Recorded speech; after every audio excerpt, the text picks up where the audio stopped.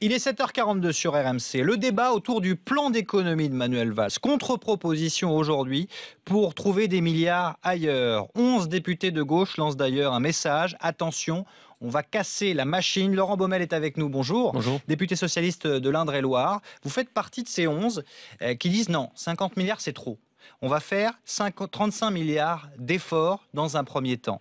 Quelle est votre crainte? Pourquoi vous dites là on va casser la relance quelque part? Parce que c'est bien connu d'ailleurs en économie, lorsque vous voulez faire des économies que vous les faites dans une période de récession, vous aggravez en fait la récession et du coup les recettes fiscales rentrent moins et du coup d'ailleurs vous aggravez vos déficits. Donc c'est une leçon qu'on connaissait bien dans les années 30, qu'on voit d'ailleurs ressurgir aussi dans les pays voisins aujourd'hui, et c'est un peu désolant de voir que la France va dans le mur en appliquant ces recettes qui n'ont jamais marché. Est-ce que ce n'est pas un risque de toujours avoir une fuite en avant? Parce qu'on a 3% de déficit, ça veut dire qu'on continue de dépenser plus que ce qu'on gagne et on a une dette publique qui gonfle, qui est à près de 2000 milliards d'euros. Donc la France dépense beaucoup plus que son train de vie. Et vous nous dites, ne faisons pas trop d'économies, ça va nous couper. En fait, il faut faire ce qu'on appelle des économies structurelles, c'est-à-dire couper dans des programmes Des économies réelles, durables, à long terme. Mais par exemple, geler les prestations sociales, le revenu des fonctionnaires, etc., c'est-à-dire en fait restreindre la consommation des couches populaires et moyennes dans une période de récession économique, c'est pas intelligent. Parce que ça veut dire moins de consommation, moins de demande, et ça permet pas une reprise, ça permet pas d'aider la reprise économique. Laurent Baumel, est-ce que c'est un positionnement économique? On va être contre-productif, et voilà pourquoi, vous nous l'expliquez, ou est-ce que c'est pas un positionnement politique avant tout? C'est pas ce qu'on avait promis aux électeurs. Alors c'est économique et c'est effectivement politique. On sort quand même d'une veste colossale aux élections municipales. La gauche, il y a un message des urnes. Moi, j'ai fait campagne, comme beaucoup de mes collègues. J'ai entendu dans la campagne les couches populaires et moyennes nous dire « vous nous écrasez d'impôts, depuis que vous êtes au pouvoir, notre condition de vie matérielle ne s'est pas améliorée ». Or, je crois que la vocation de la gauche, lorsqu'elle est au pouvoir, c'est aussi d'améliorer les conditions de vie des salariés modestes. Rapprochons-nous de ce que Hollande avait dit lorsqu'il était candidat, Oui, quelque part. oui. Sauf qu'on voit Manuel Valls arrive, plutôt bonne cote de popularité, des mesures plutôt bien perçues par les Français. C'est l'autre versant, mais l'autre versant a l'air de séduire. Alors, moi je pense que la bonne cote de popularité de Manuel Valls, elle correspond en fait à une espérance que les Français mettent en lui, d'un changement, d'une inflexion, d'une évolution. Pas forcément l'adhésion au contenu du plan. Il y a un sondage la semaine dernière qui montre qu'il y a une certaine adhésion, mais moi je demande à voir, parce que cette politique de restriction du pouvoir d'achat, cette politique consistant à faire payer encore une fois aux couches populaires et moyennes le prix d'une politique d'aide aux entreprises, elle n'a jamais été populaire et je doute qu'elle le devienne dans la durée. C'est bien de le rappeler, on ne fait pas que des économies dans ces 50 Exactement. milliards, on est en train de financer notre pacte de responsabilité. C'est le Donc fond de l'affaire. on finance, on n'est plus en train d'économiser. C'est le fond de l'affaire. Justement, juste par rapport à ça, ok, on ne touche pas au pouvoir d'achat, on ne touche pas, on oublie, gel des prestations sociales, gel des allocations, gel des retraites. Qu'est-ce qu'on fait à la place? Alors, d'abord, moi, je voudrais dire que, vous l'avez rappelé, je fais partie d'une initiative d'une centaine de députés qui ont ensuite écrit une lettre la semaine dernière à 11 au Premier ministre. L'idée n'est pas simplement de lutter contre l'aggravation des mesures récentes, c'est-à-dire le gel des prestations.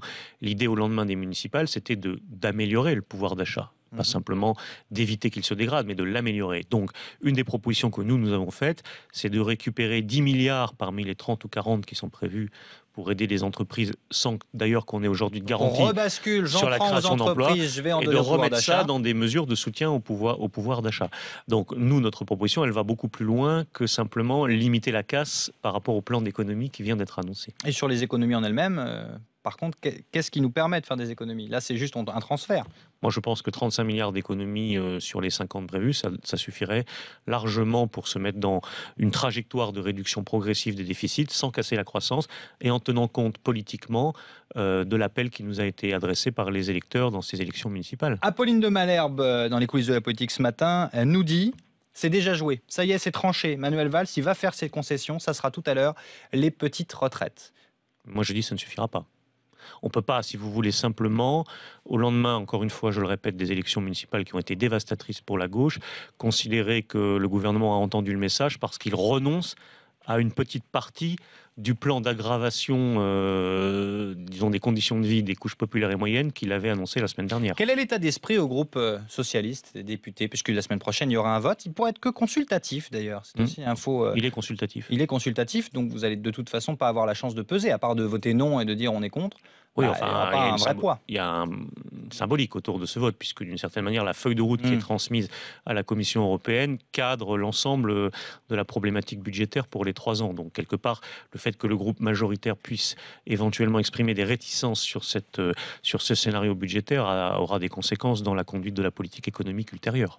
L'état d'esprit du groupe socialiste en ce moment? Je pense que nous sommes de plus en plus nombreux à considérer que notre rôle de député n'est pas d'être simplement des godillots qui votent une politique. Vous n'avez pas trop apprécié d'ailleurs que Manuel Valls fasse ces annonces, que vous découvriez le contenu. Sur la forme, c'était un petit peu contradictoire avec ce qui nous avait été dit la semaine précédente. Sans vous en avertir avant, vous les avez découvert le contenu quand davantage avec vous. Parlé à Je pense en fait, si vous voulez, ce qui se joue en ce moment, c'est un peu une évolution de notre régime, la Ve République.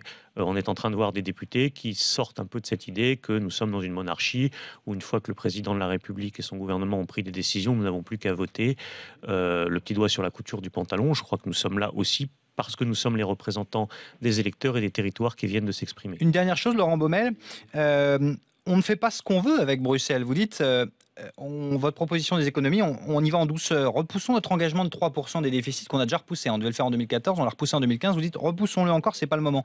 Sauf que Manuel Valls, il aurait bien aimé avoir l'accord de Bruxelles. On a reçu une fin de non-recevoir. Bruxelles et l'Europe, c'est nous aussi. C'est-à-dire que nous ne sommes pas simplement un pays qui va rendre sa petite copie libérale au censeur de la Commission européenne. On joue au cavalier seul sur ce coup-là. Non, nous sommes un grand pays fondateur et nous serions peut-être en capacité aujourd'hui de nous adresser à nos partenaires allemands, à nos partenaires européens, pour leur dire nous avons besoin d'une autre politique économique en Europe. Merci Laurent Baumel d'être venu nous voir, député socialiste de l'Indre-et-Loire. Il est 7h49 sur RMC. Mathieu